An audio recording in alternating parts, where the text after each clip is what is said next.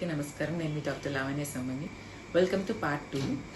ఇప్పుడు నెక్స్ట్ 5 వచ్చేసరికి పిల్లలు 6th వన్ వచ్చేసరికి పిల్లలు రోజులో కనీసం 3 నుంచి 5 సార్లు వరకు దగ్గుతారు. అది కూడా నార్మలే, దానికి కంగారు పడద్దు.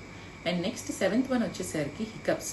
ఎక్కిళ్ళు వచ్చినప్పుడు చాలా మంది కంగారు పడతారు, ఇది నార్మలా కాదా అని. అది కూడా నార్మలే. అలా హికప్స్ వచ్చినప్పుడు పిల్లల్ని భుజం మీద వేసుకుంటే అది తగ్గిపోతుంది 15 to 20 minutesలో. నెక్స్ట్ 8th వన్ వచ్చేసరికి చాలా మంది మదర్స్ ఏంటంటే పడుకోబెట్టి ఫీడింగ్ ఇస్తారు. మెయిన్ అది ఆపేసేయండి. దానివల్ల ఏంటంటే పిల్లలకి ఎక్కువగా రికరెంట్ ఇయర్ ఇన్ఫెక్షన్స్ వచ్చే ఛాన్సెస్ ఎక్కువ అనమాట. సో ఖచ్చితంగా మినిమం 8 months వరకు పిల్లలకి కూర్చోబెట్టే పాలివ్వండి. అండ్ 9th వచ్చేసరికి పిల్లల్ని పడుకోబెట్టేటప్పుడు ఏది hard surface, flat and hard surfaces మీద పడుకోబెట్టండి. ఎక్కువగా సాఫ్ట్ అండ్ కుషన్ ఉన్న వాటి మీద అస్సలు పడుకోబెట్టద్దు. అండ్ 10th వచ్చేసరికి చాలా మంది పిల్లలు రాత్రిపూట్ల ఏడుస్తూ ఉంటారు.